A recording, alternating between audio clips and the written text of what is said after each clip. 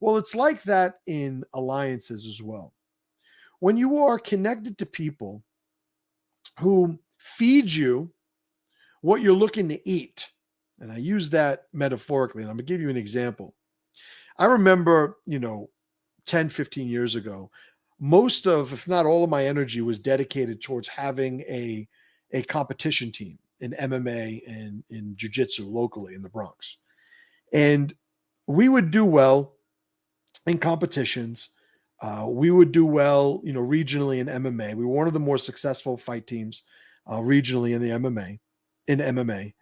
And I would very often get people from other teams looking to train with my team.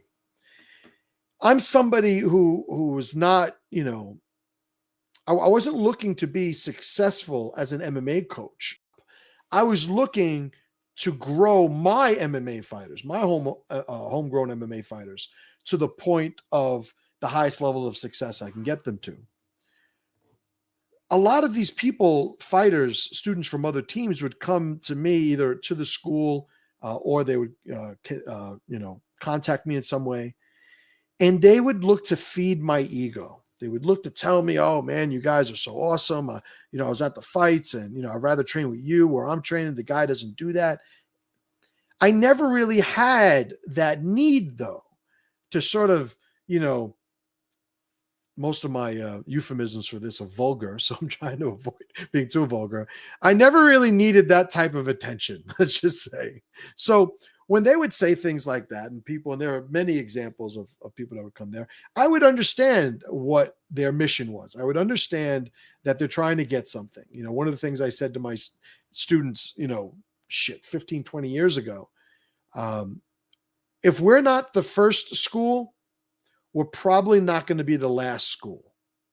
So when somebody would leave a school and come and train with us, most of the time, the only time I would not call their former instructor is if somebody moved to the area and it sort of made sense that they needed a new school.